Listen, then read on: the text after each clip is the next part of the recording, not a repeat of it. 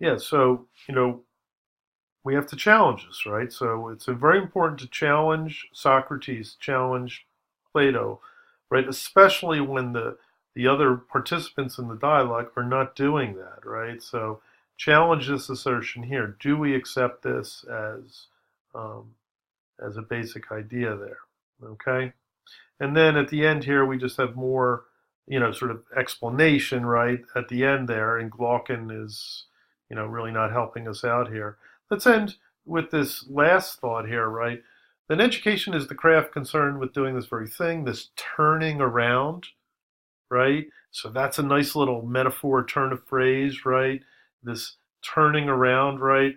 That seems to be somewhere between nature and nurture, somewhere between education and learning, and someplace between, uh, you know, desire and comfort, or, freedom and, staying in place, right? So this idea of turning around, right?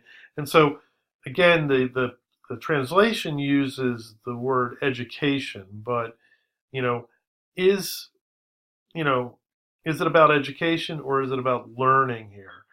And if we consider education to be largely about knowledge, right? So and learning more about thinking, right? Is education knowledge, right? Really, what Socrates is talking about here, or is it more learning and thinking that he is talking about?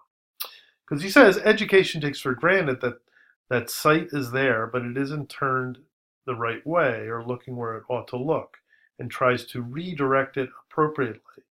So he says that our ability to learn is innate. It's there in us, right? We have the ability to see, right? But it isn't turned in the right direction. We are turned, in the cave looking at the wall instead of trying to look outside, right? And so education or learning, right, is about trying to redirect what is there appropriately, right? So what's already in us, right? So nice little move there, right? But again, getting down to some deeper details in the parable that are not always, people aren't always reading parables in general, and especially this parable in a as close a way as possible, or as they need to. The problem with parables is, we think we know them because we've either heard them or because they cohere so close to what we think and believe. But the devil's in the details, right? And so you got to really do a close reading of the parable in order to sort of bring out all the possibilities of it.